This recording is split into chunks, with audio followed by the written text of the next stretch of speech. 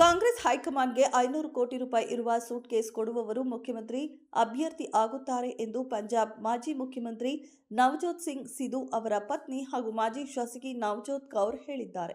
ಪಂಜಾಬ್ ಕಾಂಗ್ರೆಸ್ನಲ್ಲಿ ಒಳಜಗಳ ಇದೆ. ಮುಖ್ಯಮಂತ್ರಿ ಸ್ಥಾನಕ್ಕೆ 5 ನಾಯಕರು ಆಕಾಂಕ್ಷಿಗಳಾಗಿದ್ದಾರೆ. ನವಜೋತ್ ಸಿಂಗ್ ಸಿಧು ಮುಂದೆ ಬರಲು ಈ 5 ಜನ ಬಿಡುವುದಿಲ್ಲ ಎಂಬುದನ್ನು ಹೈಕಮಾಂಡ್ ಅರ್ಥ ಮಾಡಿಕೊಂಡರೆ ಒಳ್ಳೆಯದು ಎಂದು ಹೇಳಿದ್ದಾರೆ. ರಾಷ್ಟ್ರೀಯ ಗೀತೆ ವಂದೇ ಮಾತರಂಗೆ 150 ವರ್ಷಗಳು ಪೂರ್ಣಗೊಂಡಿರುವ ಹಿನ್ನೆಲೆಯಲ್ಲಿ ಲೋಕಸಭೆಯಲ್ಲಿ ಈ ಕುರಿತು ಚರ್ಚೆಗೆ ಸೋಮವಾರ ಚಾಲನೆ ಸಿಗಲಿದೆ. ಪ್ರಧಾನಿ ನರೇಂದ್ರ ಮೋದಿ ಚರ್ಚೆಯನ್ನ ಪ್ರಾರಂಭಿಸಲಿದ್ದು 10 ಗಂಟೆಗಳ ಕಾಲ ಚರ್ಚೆ ನಡೆಯಲಿದೆ. 1937ರಲ್ಲಿ ವಂದೇ ಮಾತರಂನ ಪ್ರಮುಖ ಚರಣಗಳಿಗೆ ಕಾಂಗ್ರೆಸ್ ಕತ್ತರಿ ಹಾಕಿತ್ತು ಎಂದು ಈ ಹಿಂದೆ ಪ್ರಧಾನಿ ಮೋದಿ ಆರೋಪಿಸಿದರು. ಇದನ್ನ ಪ್ರಸ್ತಾವಿಸಿ ವಿಪಕ್ಷಗಳನ್ನ ತರಾಟೆಗೆ ತೆಗೆದುಕೊಳ್ಳುವ ಸಾಧ್ಯತೆ ಇದೆ. ರಕ್ಷಣಾ ಸಚಿವ ರಾಜನಾಥ್ ಸಿಂಗ್ ಮೋದಿಯವರ ನಂತರ ಮಾತನಾಡಲಿದ್ದಾರೆ.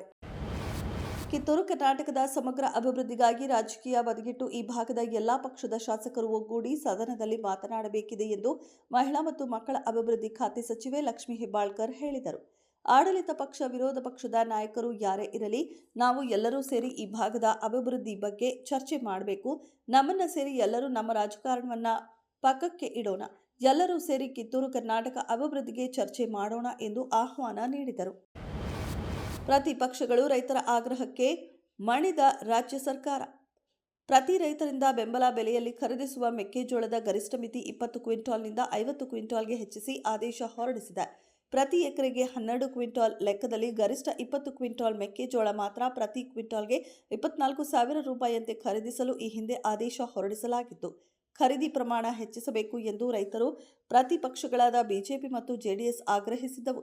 ಇದೀಗ ಈ ಮಿತಿಯನ್ನು 50 ಕ್ವಿಂಟಾಲ್ಗೆ ಏರಿಕೆ ಮಾಡಲಾಗಿದೆ.